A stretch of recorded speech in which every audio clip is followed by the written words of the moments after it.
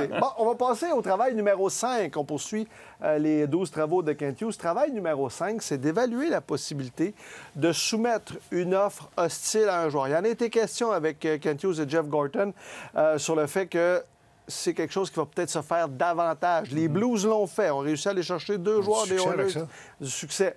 Est-ce que, pour vous, c'est une possibilité qu'on doit envisager, parce qu'il y a des jeunes joueurs, on va avoir un tableau un peu plus tard, mais d'envisager cette possibilité-là pour améliorer l'équipe avec des jeunes joueurs, mais à court terme? Moi, je pense qu'il faut l'envisager, il faut le regarder. Est-ce que je pense que ça va arriver? Non.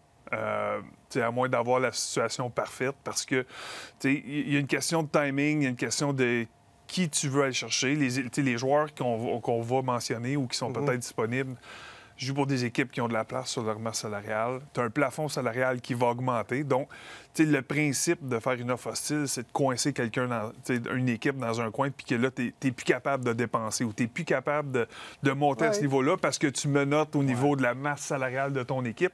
Fait qu'avec une masse salariale ou un plafond qui augmente là, le timing est moins bon. Cela dit, c'est comme la journée des agents libres. Tu es pas mal plus garanti, je pense, de savoir ce que tu achètes dans un jeune joueur établi de 23, 24, une offre hostile, qu'un agent libre à 30 ans, que tu vas surpayer, mais qui va être sur le déclin.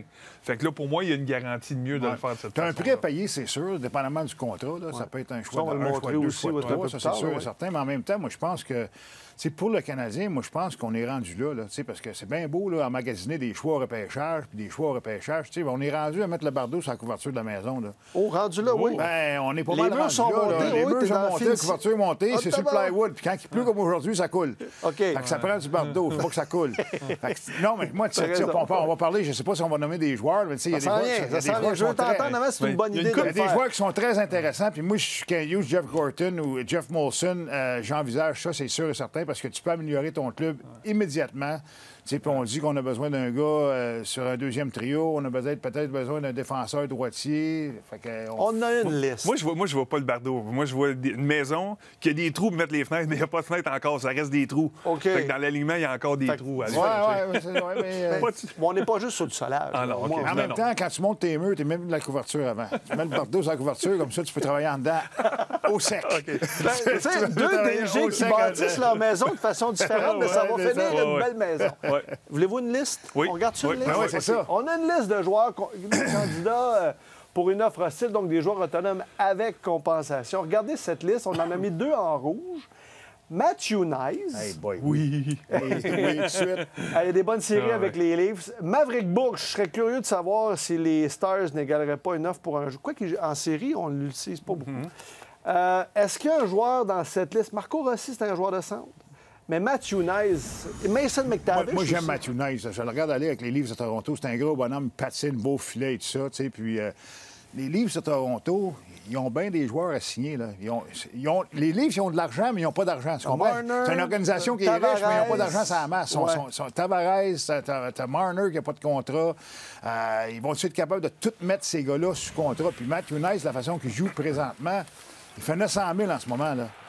Il va y avoir une grosse augmentation. Là, fait que moi, je ferais une offre, écoute, à 6 millions, 7 millions, puis tu vois qu'est-ce qui arrive. Je pense pas que les Leafs... pour pas que les Leafs puissent, ou l'autre équipe puisse s'égaler. Il faut que tu payes un petit peu plus peut-être, parce que les Leafs, ils n'ont pas le choix. Ils vont être obligés d'offrir des contrats là, à Marner, puis ces gars-là, à Tavares et tout ça. Ça va coûter cher, puis ils n'auront pas la place à la masse. Peut-être qu'ils vont être obligés de laisser aller un gars comme ça. Un petit peu comme Tampa a fait dans les années passées avec Stamkos, on laissait aller Stamkos. Exactement.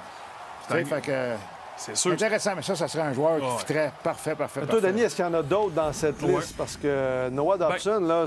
Moi, j'ai identifié 2 trous chez le Canadien, évidemment, comme bien d'autres. Un défenseur droitier, puis c'est un joueur de centre, un deuxième trio. Puis je vous apprends rien aujourd'hui. On en a parlé plusieurs fois. J'ai 2 joueurs qui viennent combler ces 2 trous-là aujourd'hui. On ne fera pas des offres hostiles aux 2, mais est-ce qu'on est capable d'en avoir un ou 2? Mason McTavish, pour moi, en partant, est un tu sais, qui vient remplir un rôle qui est d'un joueur offensif. C'est pas un petit gabarit, c'est un 6 pieds 1, 215, 220 livres. Il y a du chien, il joue avec le bâton entre les dents ou le couteau entre les dents souvent, puis c'est un gars qui est capable de... C'est un gamer. Fait que ça, moi, c'est une... de là à savoir si cette équipe-là... en fait, ils ont beaucoup de jeunes, ils ont beaucoup d'espoir qui jouent dans l'alignement présentement. Il y en a à San Diego qui vont monter aussi présentement. Ouais. Fait que tu dis, bon, est-ce qu'il y a de quoi à faire là de surpayer puis d'être capable de soutirer un gars comme lui? Pour moi, ça serait une belle option pour au spot de deuxième centre gaucher. Facile pour moi de remettre la rondelle à droite à Demidov. Ça, pour moi, c'est un... En même temps, tu as un nouveau coach qui rentre à Anaheim. D'après moi, il va vouloir le garder aussi. Oui, là. mais ça, c'est clair. Mais c'est un centre gaucher. Fait que moi, déjà là, ça vient remplir un trou. Puis l'autre, pour moi, qui est évident, c'est Noah Dobson. C'est un défenseur de 6 pieds 4, 220 quelques livres. Là, tu t'améliores pas à peu près. Tu t'améliores pas à peu près. Puis c'est sûr que ça coûte cher, mais dans tout le brouhaha avec les Islanders qui... Si on veut s'améliorer, on n'a pas le choix. Si on veut s'améliorer l'année prochaine, on n'a pas le choix de faire ça. Là. Vous dites souvent, hey, on a des choix, puis on a de la place sous le plafond. Bien, c'est pour ça qu'on aborde ce travail et qu'on l'a placé au numéro 5. C'est quand on regarde ce que ça coûte en retour, la compensation qu'une équipe reçoit, si jamais elle n'égale pas l'offre.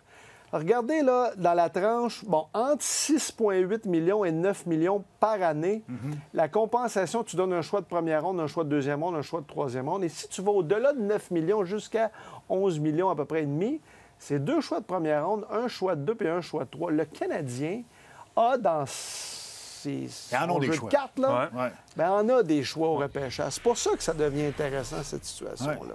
Moi, personnellement, j'essaierais ça. C'est parce qu'on veut s'améliorer, peut-être sur le marché des agents libres, mais on n'est pas sûr. Mais, tandis que là, tu vas chercher le joueur que tu veux. Là. Tu vas chercher un Matthew Knies ou un Mason Matavich ou un Noah Dobson. Tu as le joueur que tu veux, tu cibles le gars, puis tu dis parfait, on lui fait un offre, on lui donne plus. Pour qu'il soit capable de matcher. C'est ça, il faut que tu en donnes un peu plus. Tu surpayes, il va falloir surpayer pour... Mais tu surpayes pour un jeune. Pour un jeune qui va être là pendant 7 ans, 8 ans. C'est ça ça fait moins mal. C'est pas un vétéran en fin de carrière qui va te donner 2 bonnes années, puis après ça, pendant 5 ans, il va avoir de la misère à suivre. Une chose que tu dois faire attention ou que tu dois considérer, c'est selon les offres que tu fais. Si tu as 2 choix d'un, les choix, c'est pas un problème. C'est l'argent que tu vas donner. Si tu donnes au-dessus de 9,1 millions, c'est 2-1. Ton échelle salariale change. C'est Suzuki, là. C'est ça aussi. C'est ça, bousculé. Suzuki a signé il y a quelques années. C'est ça, exact. Mais je veux dire, là, t'as des gars, le Goulet, il rentre là, Slavkovski, son salaire commence cette année. T'en perds un peu des salaires, mais t'en as qui vont rentrer mettons 1 ou 2 solides là-dedans. Fait que, puis là, tu vas avoir Hudson dans 2 ans. Dans la saison suivante. Non, mais c'est ça. Mais ce gars que tu vas aller chercher là va être encore là. Fait que c'est un 6 ou un 9 que tu rentres. Un 6 ou un 9 millions. Absolument. Fait que, il faut que tu considères tout ça. Tu veux pas monopoliser tout ton argent à défense, tout à l'attaque. Fait il y a une stratégie à faire là-dedans. Puis ça veut pas dire qu'on rentre un de ceux-là puis on n'en sort pas un qui faisait peut-être partie de notre noyau, qu'on pense qu'il tient un ailier, qu'on l'échange pour un centre, puis après il y a plein de stratégies qu'on peut... Parce qu'une transaction, tu fais une transaction hockey, tu vas te donner des actifs aussi, des joueurs actifs.